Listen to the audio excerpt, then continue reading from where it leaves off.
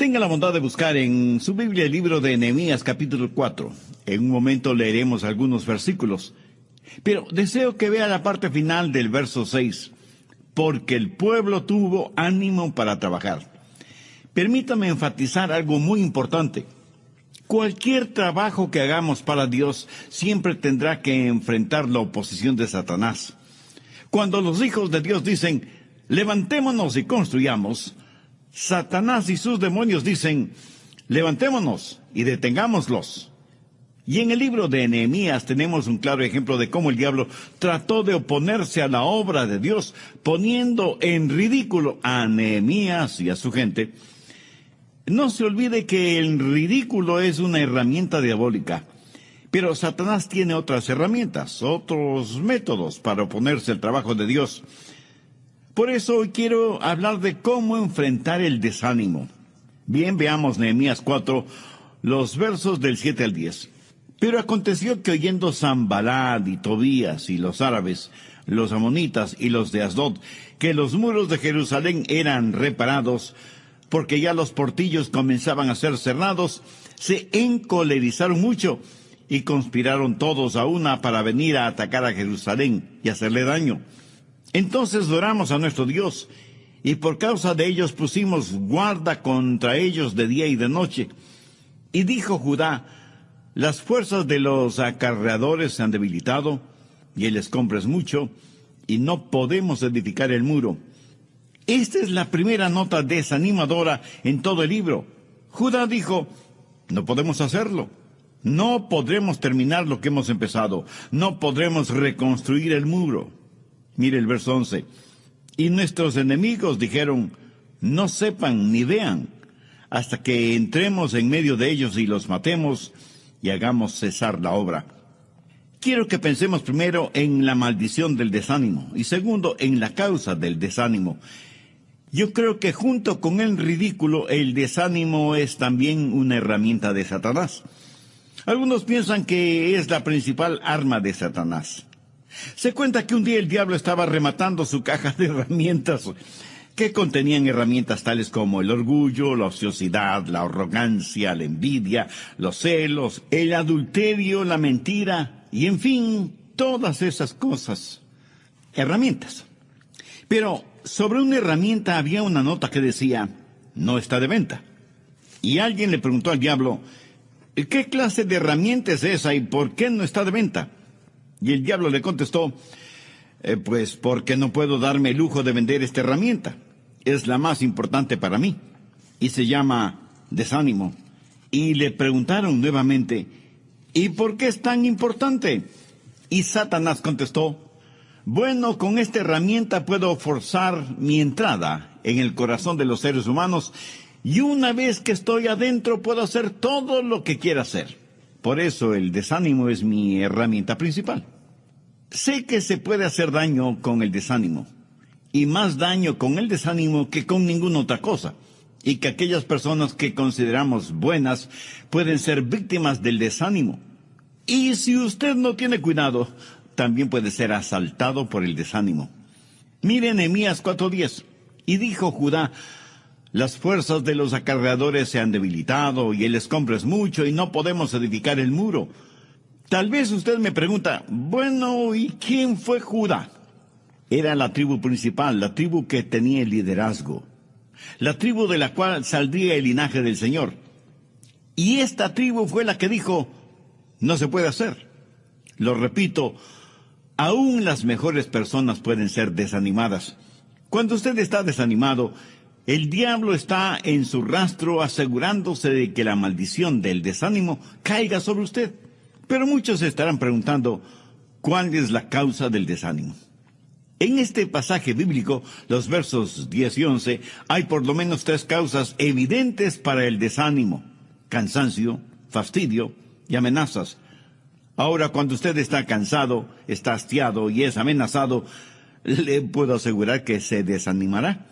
Note que ellos que estaban trabajando, y trabajando muy duro, por lo que en medio de la labor se sintieron cansados. Pero no estaban tan cansados físicamente, sino emocionalmente, frente a la presencia y la amenaza del enemigo. En el verso 6 se nos dice que terminaron el muro hasta la mitad de su altura. ¿Ha notado que cuando un grupo humano se prepara para hacer algo, todos están entusiasmados, emocionados? Y cuando estamos próximos a finalizar la obra, todos deben agradecer y alabar a Dios. Pero ¿sabe cuál es el tiempo más peligroso en este proceso? Es cuando se está a mitad del camino. ¿Qué es cuando uno puede sentirse desanimado? Tal vez usted y sus hijos o sus amigos han subido una montaña. No parece ni tan alta ni tan lejana. Pero cuando comienza a subirla y más o menos a mitad del camino, usted mira hacia atrás, mira hacia abajo, mira hacia arriba y dice, creo que es tiempo de regresar. A mitad del camino, usted ya está cansado. Y los estudios y estadísticas muestran que la edad media es la edad del desánimo. ¿Sabía que muchos hombres y mujeres tienen dificultades cuando llegan a esa extraña época conocida como la Edad Media? Y los chistes abundan acerca de lo que nos sucede en la Edad Media. Si usted le pregunta a una mujer de más de 50 años qué edad tiene, le puedo asegurar que le contestará que está en la Edad Media. Esa es la edad en la que podemos meternos en problemas. Fue durante esa edad que el rey David tuvo problemas, durante la Edad Media. En la reconstrucción del muro, alguna gente estaba agotada, cansada físicamente, y cuando usted está cansado físicamente, el diablo va a estar tras su huella. Le corresponde a usted el mantenerse físicamente fuerte, alerta, despierto. Duerma las horas necesarias, tome vitaminas, aliméntese saludablemente, haga ejercicios, practique algún deporte, haga lo que tenga que hacer para que el diablo no le sorprenda cansado. Un filósofo francés dijo lo siguiente: tengo tanto que hacer hoy que sencillamente me voy a ir a dormir. Entonces, vea usted, primero estaban cansados. Segundo, se sentían abrumados por el tamaño de la obra, y en vez de ver esa obra un día a la vez, por etapas, lo vieron todo en conjunto, vieron la enorme cantidad de escombros y dijeron que ese trabajo no se podía realizar. Cuando uno mira el total de la obra y piensa que debe terminarla en un día, por supuesto que no podrá hacerlo. La vida se la camina centímetro a centímetro, no metro a metro, y mucho menos kilómetro a kilómetro. ¿Le parece a usted que todo se le está amontonando? ¿Que nunca podrá terminar tanto de lo que tiene que hacer? Amiga, amigo, usted tiene una vida que construir, usted tiene un carácter que definir, usted tiene una familia que edificar, usted tiene un negocio que desarrollar. Todos somos constructores y a veces los materiales se amontonan y pensamos que no podemos hacerlo, que es demasiado. Pero debemos tener en cuenta algo muy importante. Ningún trabajo se puede realizar si es que no se quitan los escombros. Veamos Nehemías 4:10. Y el escombro es mucho, y no podemos edificar el muro. ¿Sabe que uno de los trabajos más duros no es el poner los ladrillos, sino el remover los escombros? La mayoría de nosotros no queremos hacer eso. Pero si no removemos los escombros o la basura, no podremos hacer el trabajo. Y aunque aquí se habla de escombros físicos, literales, por analogía podemos decir que hay mucha basura teológica y doctrinal que debe ser removida. Hay cualquier cantidad de basura moral que es necesario botar. Hay mucha basura tradicional que hay que sacarla del camino para volver a la solidez que es la roca de la palabra de Dios, para hacer solo lo que Dios nos diga que debemos hacer. Se cuenta que un acaudalado empresario constructor compró el enorme terreno que había sido por muchos años el basurero de una ciudad. Luego, en enormes camiones trajo cientos y cientos de toneladas de grava y de tierra y comenzó a cubrir toda esa basura. Luego trajo aplanadoras y compactadores de tierra que por muchas semanas estuvieron trabajando, aplanando, compactando y nivelando la tierra. Después puso calles, avenidas, aceras, parques, fuentes de agua y construyó una moderna urbanización con hermosas casas. La gente, por supuesto, compró rápidamente las casas y todo ese conjunto se volvió un hermoso vecindario. Pero después de algún tiempo, el suelo comenzó a hundirse. Las paredes de las casas empezaron a desnivelarse y a fracturarse.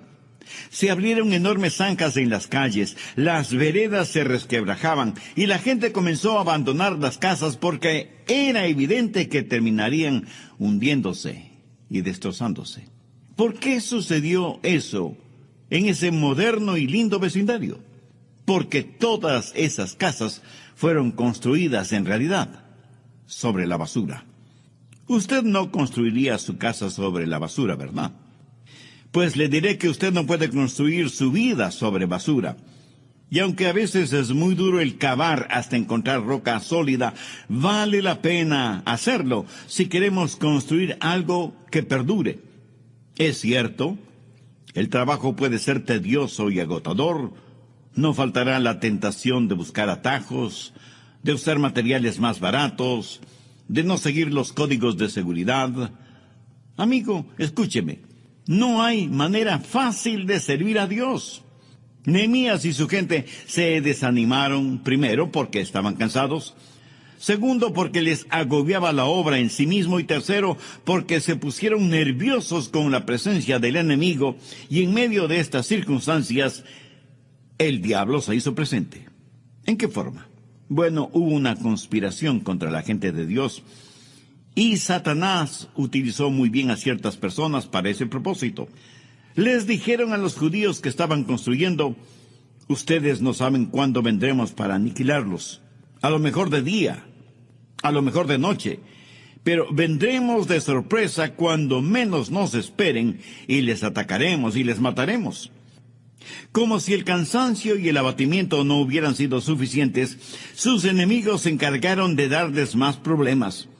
Satanás es la clase de enemigo que, si le ve a usted hundiéndose en arena movediza, no tratará de ayudarle a salir de ella, sino que más bien le empujará más, para que se hunda más rápido.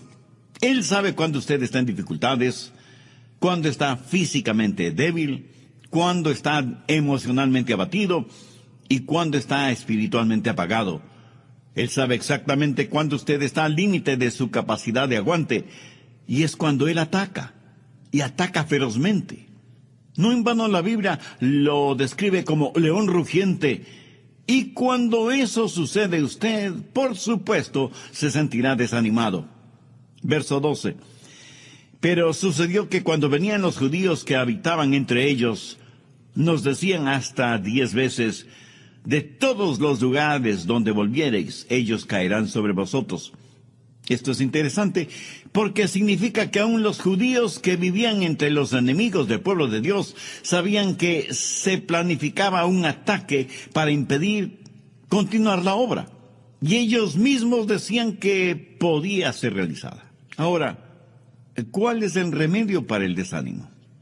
Nehemías fue un gran hombre de Dios, un extraordinario líder, y quiero que note los pasos que Nehemías dio para animar a aquellos que habían sido desanimados. Note cuidadosamente lo que él hizo. Primero, armó a la gente. Mire lo que dice el verso 13. Entonces, por las partes bajas del lugar, detrás del muro y en los sitios abiertos, puse al pueblo por familias, con sus espadas, con sus lanzas y con sus arcos. Si hay un enemigo, necesitamos estar armados. Prever es mejor que lamentar. Nehemías se aseguró que todos tuvieran sus espadas, sus lanzas y sus arcos. Es una locura enfrentar al enemigo sin armadura y sin armas. Busque Efesios 6:11. Vestíos de toda la armadura de Dios, para que podáis estar firmes contra las acechanzas del diablo. ¿Sabe cuál es su armadura? Conoce las armas que Dios le ha dado para que pueda enfrentar al enemigo. Nuestras armas no son carnales, pero como son de Dios, son poderosas para destruir fortalezas maléficas. Entonces, lo primero que hizo Nehemías fue armar a su gente. Y yo quiero prepararle a usted para que esté listo para el impacto con el enemigo. Nehemías fue un gran líder. y vio la necesidad de que su gente estuviera armada. Segundo, animó convencidamente a su gente. Verso 14. Después miré y me levanté y dije a los nobles y a los oficiales y al resto del pueblo: no temáis delante de ellos. Acordaos del Señor grande y temible. ¿No le fascina eso? Les dijo: no tengan temor, no se desanimen, recuerden quién es nuestro Dios. Y si Dios con nosotros, ¿quién contra nosotros? El Señor es nuestro ayudador y no debemos temer lo que puedan hacernos los hombres. Esperemos en Dios y Él renovará nuestras energías. Amiga, amigo, ¿está usted desanimado, cansado, temeroso, abatido? Piense en el Señor. Y si no sabe por qué se siente así, permítame sugerirle una posible causa. Ha dejado de mirar y de confiar en el Señor. Piénselo. ¿Ha contemplado el rostro del Señor últimamente? ¿Sabe lo que es ver a Jesús en medio de la tormenta? ¿Sabe lo que Nehemías le diría en esos momentos? Acuérdate del Señor, contempla su rostro.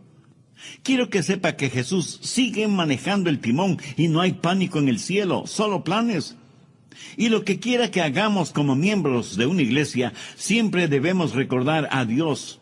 Aquí bien vale la pena citar las palabras de Pablo en Romanos 8:13. Si Dios por nosotros, ¿quién contra nosotros? Entonces, ¿qué hizo Nehemías? Armó a su gente y les infundió ánimo y valor. Veamos ahora la segunda parte del verso 14. Y pelead por vuestros hermanos, por vuestros hijos y por vuestras hijas, por vuestras mujeres y por vuestras casas. Nehemías sabía tocar el corazón de su gente y animarles para la labor, y ayudándoles a ver la importancia de la misma. No estaban simplemente reconstruyendo un muro o reparando puertas, estaban reconstruyendo y peleando por algo que les era sumamente querido: el hogar, la familia, la comunidad. ¿Qué hace usted por su familia, por su hogar, por usted mismo? No podrá hacer nada de valor eterno por nadie si no tiene a Cristo en su corazón. Desde el programa anterior estamos estudiando la vida de Nehemías para saber cuál es el remedio para el desánimo. Nehemías dio pasos muy concretos al respecto. Primero, armó a su gente dándoles espadas, lanzas y arcos, a más de las herramientas que tenían para el trabajo que iban a realizar. Segundo, animó convencidamente a los judíos que le iban a ayudar en la reconstrucción del muro y de las puertas de Jerusalén. Escúcheme, en nuestros países, a nosotros los cristianos, no nos queda mucho tiempo de libertad para testificar, para obrar, para marcar la diferencia. Es poco menos que increíble lo que autoridades liberales y ateas están haciendo para irnos quitando poco a poco nuestras libertades religiosas. Y cuando reconstruimos los deteriorados muros de la moral, de la ética, del sentido común, no solo estamos reconstruyendo muros, estamos reconstruyendo vidas, familias, hogares. Y algunos me dirán: Pastor Rogers, no es nada emocionante el construir paredes y no es nada fácil el levantar fondos para construir algo. ¿Sabe? Estoy totalmente de acuerdo con usted, pero permítame decirle algo muy personal. Cuando construyo algo, yo no estoy pensando en mí.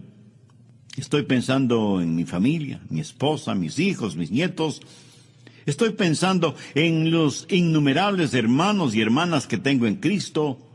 Estoy pensando en mis vecinos, de manera especial aquellos que todavía no conocen al Señor Jesucristo como Salvador personal. En otras palabras, estoy pensando siempre en mi prójimo, porque considero que como cristianos estamos en el negocio de representar a Cristo para que transforme vidas. Y creo que eso es lo que Nehemías está diciendo. Miren más allá de los muros, de las puertas. Miren el propósito de la obra. Tenemos un trabajo que hacer. Y no estoy hablando de ladrillos y cemento. Estoy hablando de personas de carne y hueso. Nehemías animó a su gente. Y oro para que yo, este mismo momento, esté animando a muchos de ustedes. ¿Se puede imaginar lo que sucedería si todos los cristianos en todas partes del mundo se animaran, se entusiasmaran, vieran la labor que tiene que ser realizada y se decidieran a ocupar el lugar que les corresponde en la labor que hay que hacer. Los resultados serían increíblemente sorprendentes. El filósofo cristiano C.S. Lewis escribió una de las más conmovedoras cosas que he leído. Él dijo: el amar verdaderamente es ser vulnerable. Ame y con seguridad su corazón será estrujado y quebrantado. Si usted quiere mantener su corazón intacto, no se lo dé a nadie, ni siquiera a su mascota. Envuélvalo cuidadosamente con sus pasatiempos y pequeños lujos. Evite cualquier complicación y póngalo bajo llave en el ataúd de su egoísmo. Pero en ese ataúd seguro, oscuro, carente de aire puro, su corazón cambiará. No se romperá, se volverá irrompible, intangible e irredimible. Aparte del cielo, el único lugar en donde usted estará perfectamente seguro de los peligros del amor es el infierno. Punzantemente doloroso párrafo, ¿no le parece? Pero piensa en eso. Hay miles de personas que no quieren involucrarse en nada. No quieren correr ningún riesgo. Quieren vivir para sí mismas, como si Cristo nunca hubiera venido o existido. O peor aún, como si Cristo nunca hubiera sacrificado su propia vida. Pero Nehemías prácticamente les dice a los suyos: piensen en los demás. Corran el riesgo de amar. No guarden su corazón en un pequeño y seguro ataúd, aunque lo adornen con lujos y placeres. Y aunque cuesta el amar, amar es algo que siempre vale la pena. ¿Qué más hizo Nehemías? Bien, veamos el verso 15. Y cuando oyeron nuestros enemigos lo que habíamos entendido, y que Dios había desbaratado el consejo de ellos, nos volvimos todos al muro, cada uno a su tarea.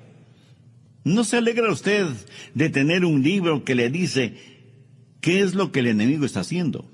Lo interesante es que el enemigo sabe que nosotros sabemos lo que él trama. ¿Y qué es lo que Nehemías hizo?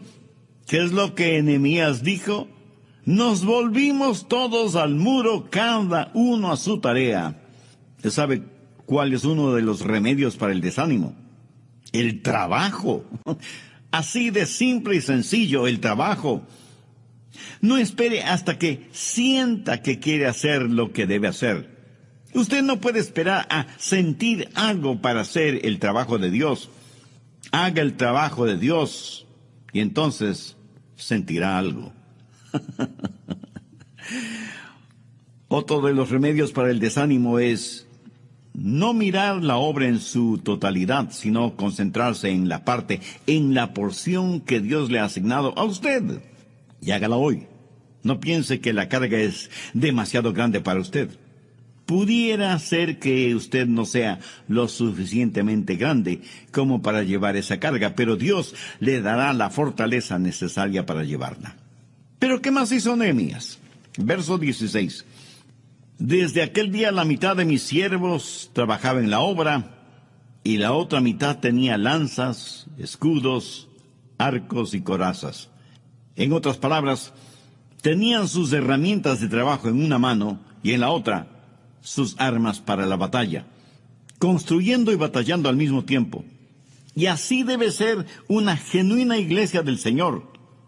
Tristemente hay iglesias que tienen temor de hablar contra el pecado, contra lo malévolo, contra las perversiones y abominaciones de cualquier tipo. No quieren herir los sentimientos de nadie, y tratando de complacer a todos, terminan complaciendo al diablo más que a Dios. Otras iglesias, en cambio, pelean y atacan a todos y a todo. Son extremistas y fanáticas, y aunque sea una cosa buena, cuando se la lleva a extremos de fanatismo, se vuelve totalmente mala. En la iglesia debe haber balance, construyendo y batallando, la espada en una mano y la herramienta de trabajo en la otra. Si usted es miembro de alguna iglesia, oro que no sea una congregación negativa o extremista. Pero también oro para que no sea una iglesia acomodaticia, tratando de complacer a todos menos a Dios. Oro para que usted tenga una iglesia en donde se predique y se enseñe todo el consejo de Dios, o sea, lo que las Escrituras dicen y enseñan, y no lo que los hombres, por intereses personales que generalmente son financieros, enseñan y predican. ¿Cuál es otra forma de curar el desánimo? Veamos el verso 19. Y dije a los nobles y a los oficiales y al resto del pueblo, la obra es grande y extensa, y nosotros estamos apartados en el muro, lejos unos de otros. Ahora ponga atención al verso 29. En el lugar en donde oyereis el sonido de la trompeta, reuníos allí con nosotros. Nuestro Dios peleará por nosotros. ¿Y cómo es que Dios peleó por ellos? Cuando la gente de Dios se junta y permanece unida, suceden cosas maravillosas. Cuando estamos unidos con un propósito definido y un propósito agradable delante de Dios. En el Salmo 133:1 leemos, mirad cuán bueno y cuán delicioso es habitar los hermanos juntos en armonía. No hay ningún sustituto para ese habitar armoniosamente juntos. Esa es la razón por la cual el escritor de Hebreos dice, no dejando de reuniros como algunos tienen por costumbre, sino exhortándonos. Esto quiere decir, nos reunimos para alabar y adorar a Dios ciertísimamente, pero también para mostrarnos afecto mutuo, consideración y animarnos, estimularnos los unos a los otros para el amor y las buenas obras. Escuche, este ministerio radial no debe ser sustituto para su asistencia a su respectiva iglesia. Este ministerio radial es primordialmente para aquellos que por razones físicas, de salud, no pueden ir a sus congregaciones, y para aquellos que no son salvos todavía. Pero nunca lo tome como sustituto o como pretexto para no ir a la iglesia. Y no faltará quien me pregunte, Pastor Rogers, ¿cuál es la diferencia? Yo puedo oír sus mensajes estando en casa. Bien, por favor busque Mateo 18, verso 20. Son palabras de Jesús. Porque donde están 2 o 3 reunidos en mi nombre, allí estoy yo en medio de ellos. Hay un sentido de la presencia del Señor cuando nos reunimos como hijos e hijas de Dios, que es diferente a cuando estamos reunidos en casa como familia, y mucho más significativo de lo que experimentamos cuando nos reunimos socialmente. Nehemías sabía esto. Por eso reconoció que durante el trabajo en el muro estaban físicamente separados los unos de los otros. Por eso, al sonido de la trompeta, todos debían reunirse para estar juntos. Hay veces que necesitamos estar juntos para recibir información. Hay veces que necesitamos estar reunidos para recibir palabras de inspiración, de exhortación, de amonestación y aún de organización. Escuché de un joven que estaba enamorado de una muchacha y le escribió una carta diaria por 2 años. Pensó que esa era una buena manera de cortejarla. Una carta de amor cada día por 2 años. ¿Sabe lo que pasó? Ella terminó casándose con el cartero. Es que no hay sustituto para aquello de estar ahí. No hay sustituto para el contacto personal. ¿Para qué reunirnos? Para exhortarnos los unos a los otros, para animarnos mutuamente cuando estemos desanimados. Y si alguien me pregunta si alguna vez he estado desanimado, debo confesar que algunas veces he estado cansado en el trabajo, pero no del trabajo. Y quiero que entienda bien esto, porque muchas veces podemos cansarnos en el trabajo, pero no cansarnos del trabajo que realizamos. Las dos cosas son totalmente diferentes. En lo personal, cuando estoy cansado en el trabajo y algún miembro de mi familia o alguna persona en la iglesia me dice, Adrián o pastor, estoy orando por usted, eso me anima más de lo que usted se puede imaginar. Y como yo lo entiendo, no creo que es solo una bonita sugerencia o una buena idea aquella de estar juntos, de congregarnos. Yo creo que es un mandamiento, porque es algo que como hijos de Dios debe distinguirnos. ¿Qué más hizo Nehemías? Veamos los versos 21 al 23.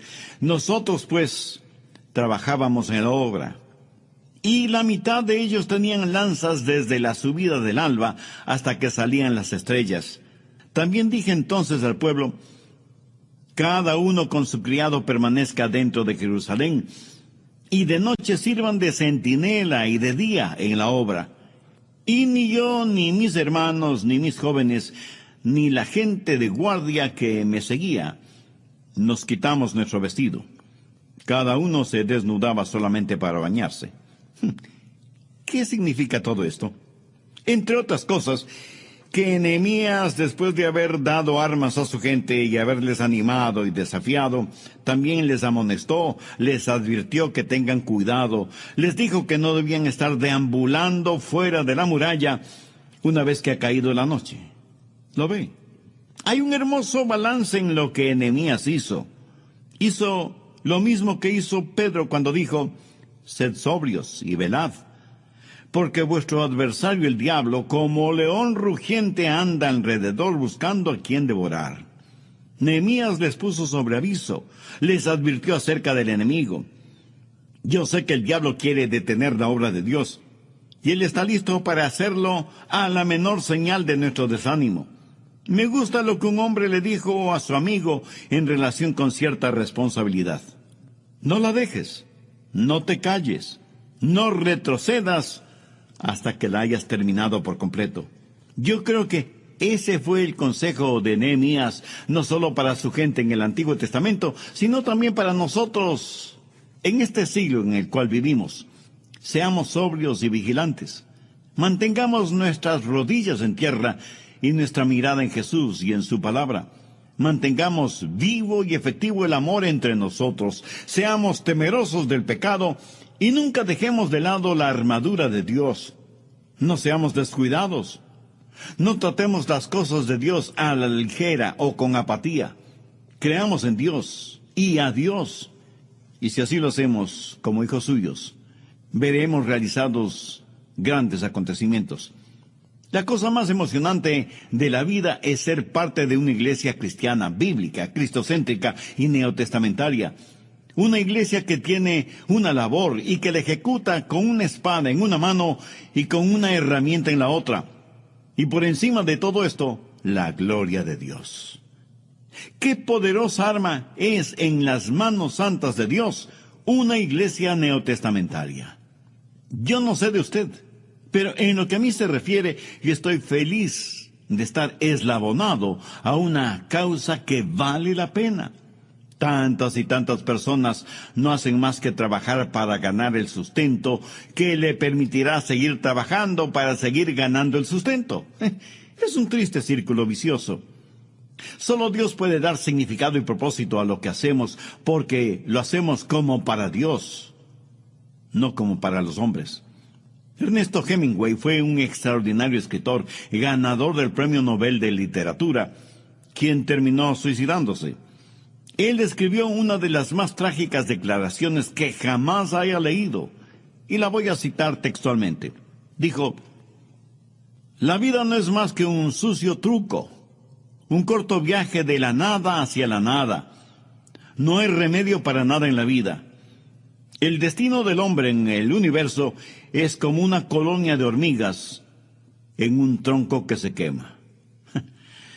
¿Cómo contrastan estas palabras con lo que Jesús dijo? Yo he venido para que tengan vida y para que la tengan en abundancia.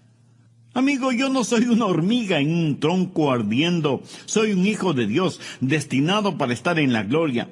Y que en el trayecto desde aquí hasta allá estoy teniendo un tiempo realmente maravilloso. Es más, yo sería un cristiano aunque no hubiera ni cielo ni infierno, solo por el placer de conocer al Señor Jesucristo en esta vida.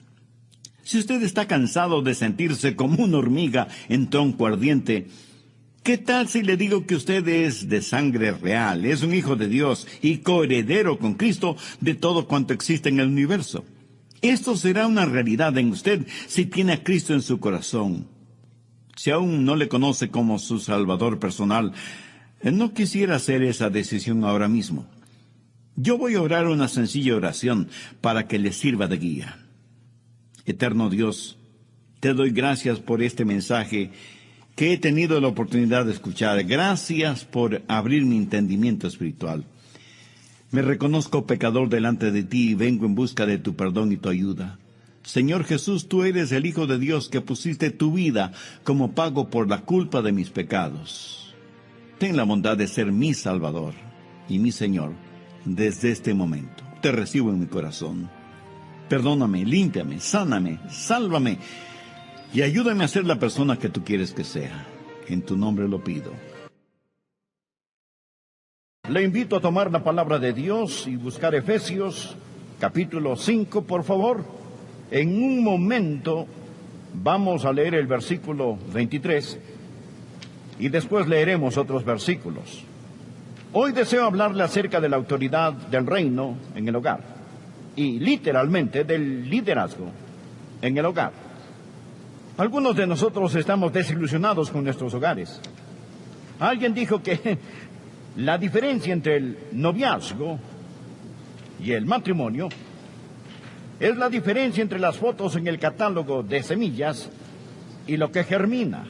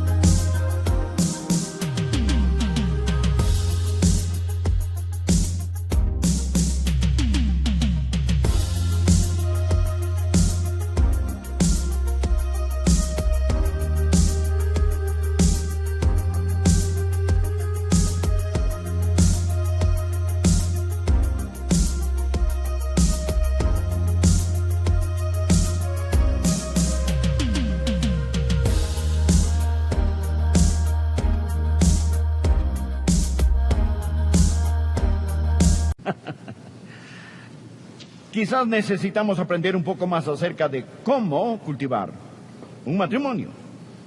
Por favor, mire el versículo 23. Porque el marido es cabeza de la mujer, así como Cristo es cabeza de la iglesia, la cual es su cuerpo, y él, Cristo, es su Salvador.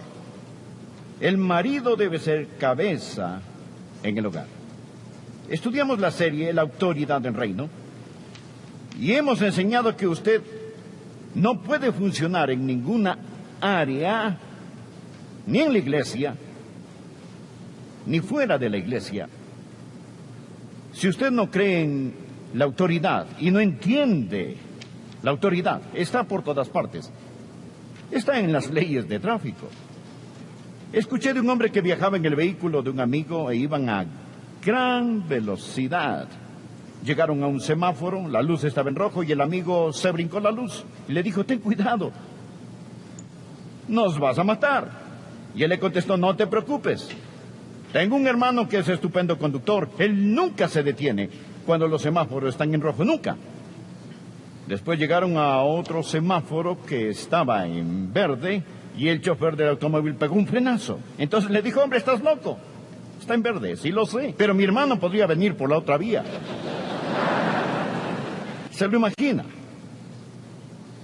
¿Se puede imaginar cómo sería la vida sin las leyes comunes y corrientes que Dios ha puesto en la sociedad?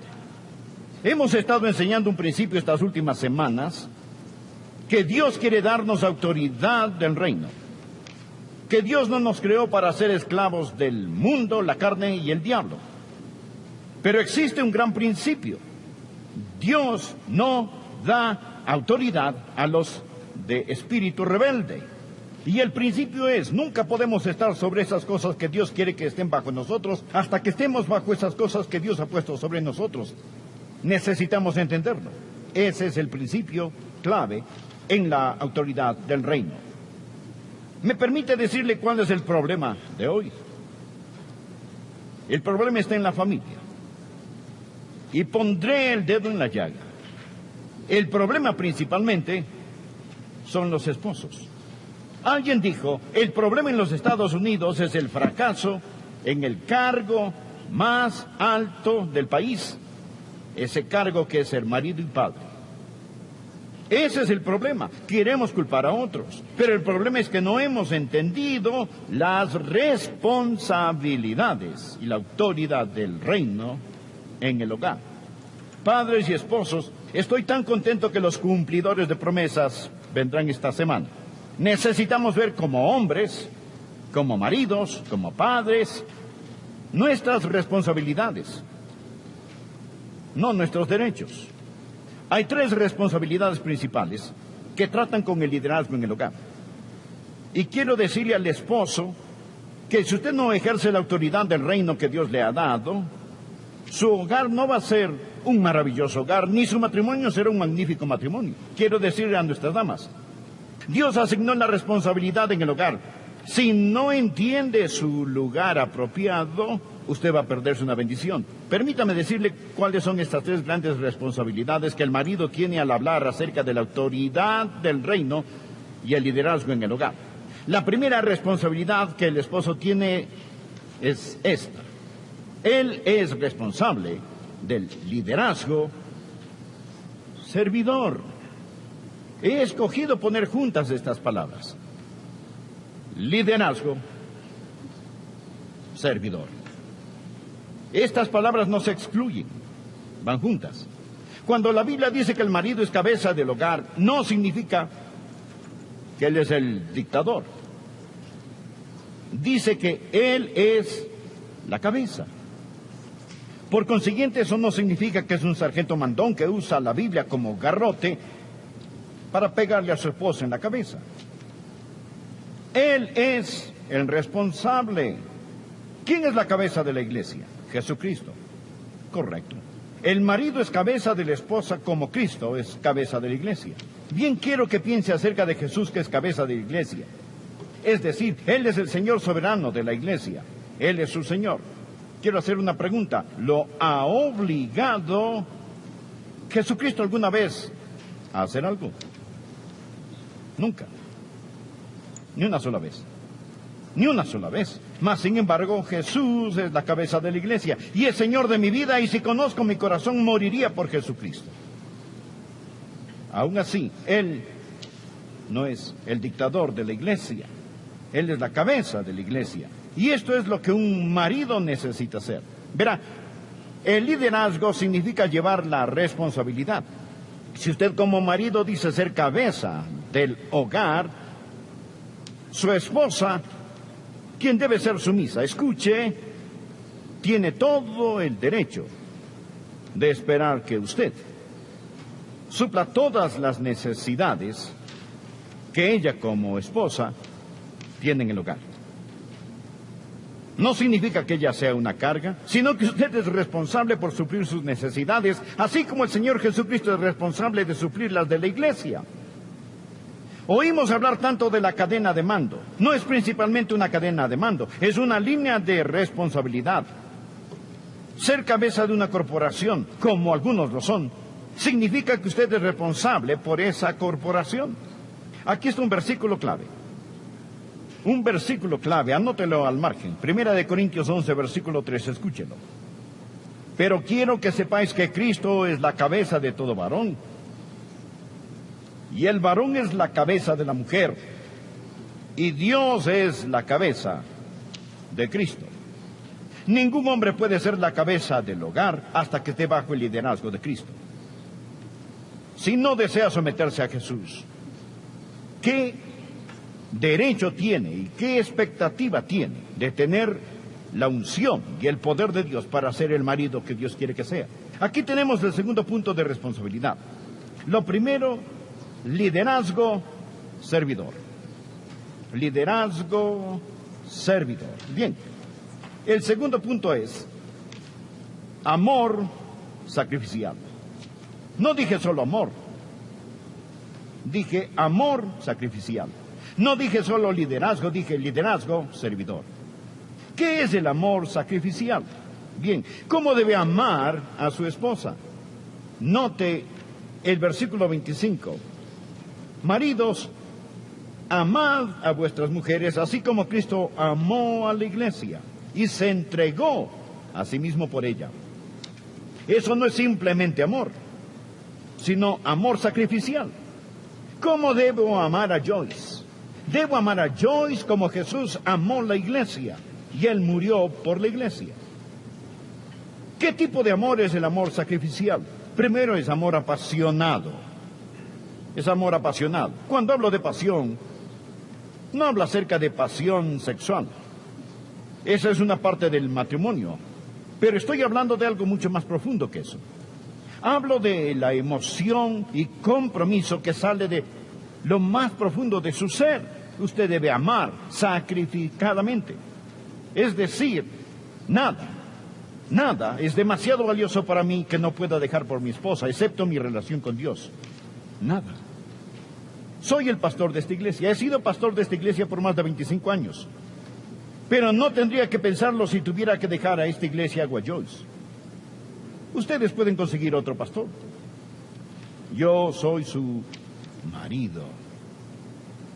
Ella es el amor más grande de mi vida, aparte del Señor Jesús.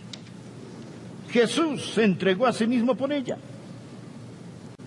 ¿Qué le debe un hombre a su esposa? Amor apasionado.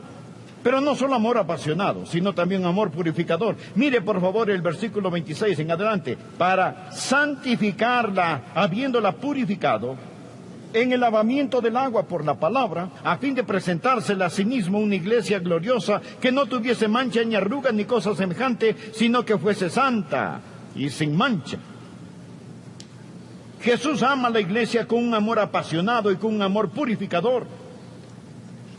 ¿Y cómo debe amar un hombre a su esposa? ¿Cuál es su responsabilidad? Así como Cristo es pastor, sacerdote y profeta de la iglesia, el marido debe ser profeta, sacerdote y pastor de su esposa. Verá, él debe interceder por ella, él debe enseñarle, guiarla, protegerla espiritualmente. ¿Sabe algo muy interesante en la Biblia? La Biblia dice que si una mujer va a la iglesia y tiene algunas preguntas, inquietudes acerca de la Biblia que no entiende, ¿sabe lo que dice la Biblia que debe hacer? Ella debe ir a su casa y preguntarle a su marido qué significan. Permítame leerlo, anótelo al margen. 1 Corintios 14, versículo 35. Y si quieren aprender algo, pregunten en casa a sus maridos, porque es indecoroso que una mujer hable en la congregación. No significa que no pueden articular un sonido, ni significa que no pueden cantar en el culto, ni significa que no pueden orar. Pero lo que está diciendo es que Dios ha puesto la autoridad masculina en la iglesia y Dios ha puesto la autoridad masculina en el hogar. Eso no significa que el hombre es el pequeño Dios. Mas le diré lo que significa. Significa que un hombre debe decir como Josué, pero yo y mi casa serviremos a Jehová. ¿Por qué Dios dice que vaya a preguntarle a su marido? ¿Qué pasaría hoy si las mujeres fueran a preguntarles a sus maridos, cariño, qué significa esto? Dime esto, otro, enséñame aquello. Él tendría que aprender, ¿verdad? Imagínese la carga que se le quitaría a la consejería pastoral. Es decir, imagínese cuántas dificultades se resolverían. Verá, señora, Dios quiere trabajar en su marido. Y cuando usted va a otra persona a buscar sus respuestas, o cuando intenta darle las respuestas a él, Dios le dice, muévete, estás en mi línea de fuego, estoy trabajando en él. Estoy trabajando en él. Él es el que debe tener el liderazgo en el hogar. Él lleva la responsabilidad. Él debe amarla apasionadamente, debe amarla purificadoramente. Mi asignación de parte de Dios es hacer de Joyce una creyente más radiante. Así como Jesús está purificando la iglesia. El cuarto tipo de amor. El amor sacrificial es un amor proveedor. Por favor.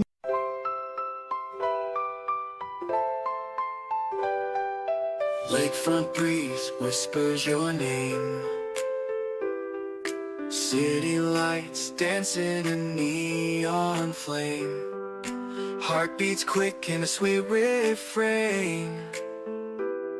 Your laugh cuts through the summer rain. Electric dreams in your eyes so bright. Bassist grooves with all his might. Holding hands beneath the Willis Towers light. This windy city feels just right. The Navy Pier Ferris wheel spins above. As the music takes control, whispers of love. Oh darling, this magic won't fade. Beneath the stars a love parade. With you by my side unafraid. Magic's real, forever will stay.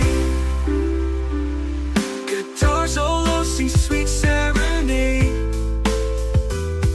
Your voice is honey, love sweet parade. Chicago blues melt away the shade.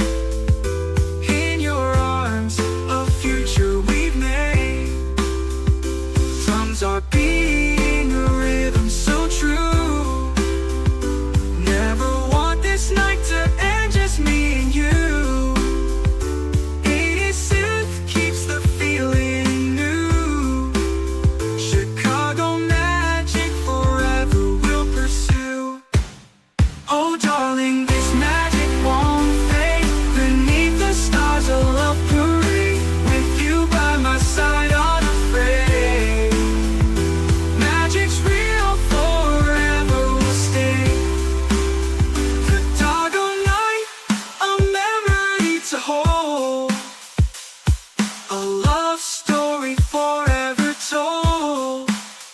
In this magical city, our hearts unfold.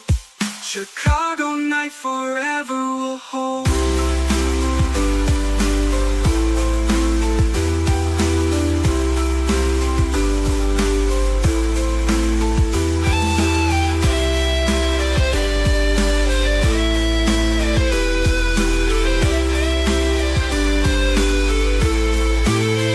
Oh darling, this magic won't fade. Beneath the stars a love parade. With you by my side unafraid. Magic's real, forever will stay. Chicago night forever will hold.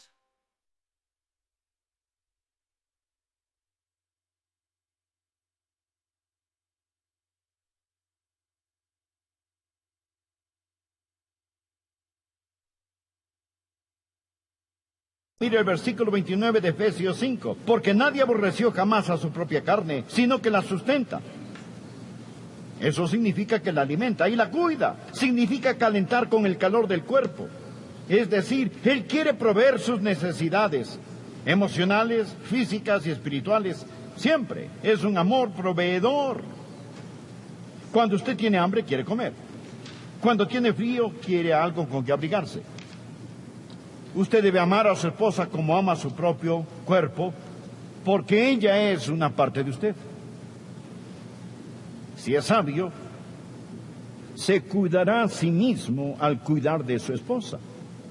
El hombre casado que no suple las necesidades de su esposa está cometiendo suicidio espiritual y matrimonial. Usted debe proveer para sus necesidades emocionales. ¿Cómo se les provee? Usted necesita constantemente alabarla, constantemente admirarla.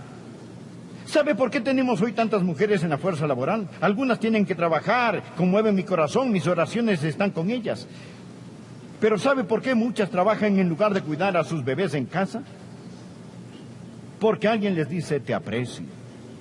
Cuando reciben ese cheque de pago, este les dice, tú vales algo.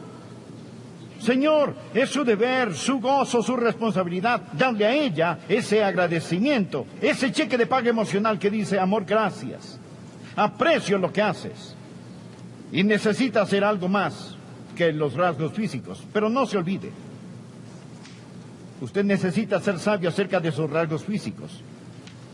Es decir, necesita decirle cosas bonitas lo más que pueda. Necesita encontrar Esas características que adornan un espíritu afable y apacible, que Dios dice la hacen radiantemente bella, y alábela por eso.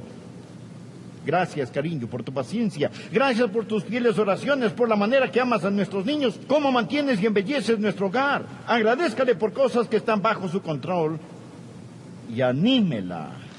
Supla sus necesidades emocionales, supla sus necesidades espirituales. Para eso es que Dios lo ha puesto allí. A veces es difícil saber de qué están ellas hablando, porque las mujeres son criaturas emocionales. Usted tiene que escuchar para deducir lo que dicen. Ella transmite emocionalmente y usted recibe lógicamente. Usted está en problemas. No deduzca lo que ella está diciendo, sino lo que ella quiere decir. Esto no lo hace un detective, su trabajo es traducir. Para los hombres cumplidores de promesas, escuchen unos minutos. Escuchen lo que les voy a compartir. Les voy a ayudar a entender mejor a las mujeres en un 200%. 200 por 0 es a un 0. No trate de entenderlas. Ámelas. Ámelas. Su amor debe ser un amor proveedor. Ahora, aquí está el último punto. ¿Qué significa responsabilidad? ¿Qué significa el liderazgo?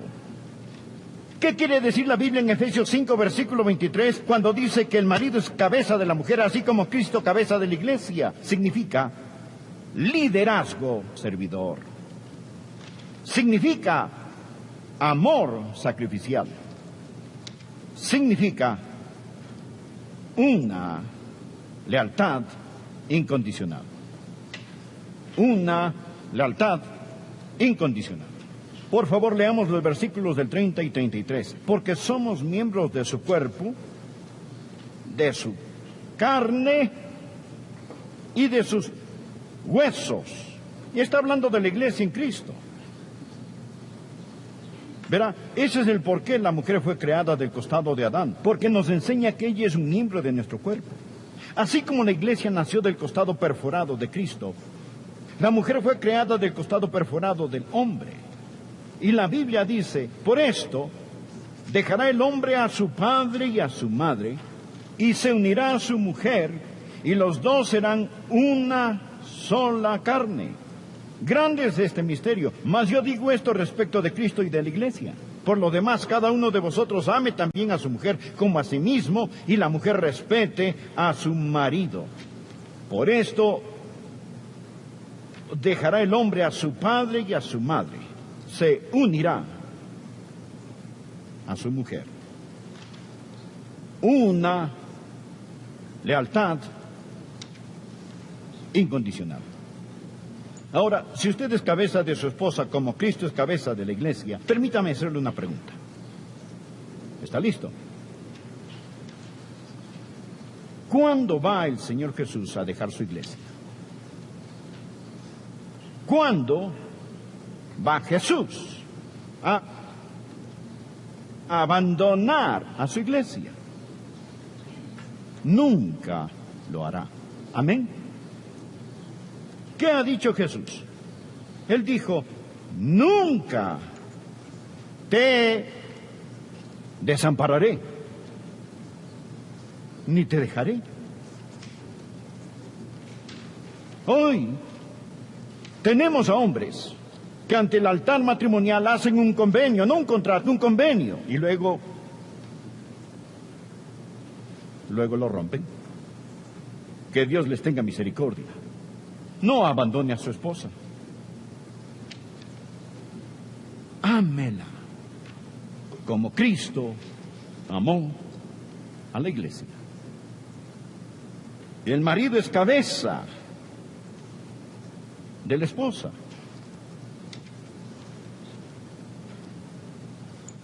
Liderazgo servidor. Amor sacrificial. Una lealtad incondicional. Cuando empezamos a vivir así y los hombres se someten a la autoridad sobre ellos, podrán tener la autoridad que Dios ha puesto bajo ellos, y las esposas podrán someterse a un hombre que está dispuesto a morir por ellas, y lo muestran en la forma en que vive. Y los hogares serán lo que Dios desea una vez más. Amigos, Todo este capítulo, Efesios capítulo 5, escuche, Efesios capítulo 5 y 6, estos capítulos entran en el contexto que nos dice que debemos estar llenos del Espíritu.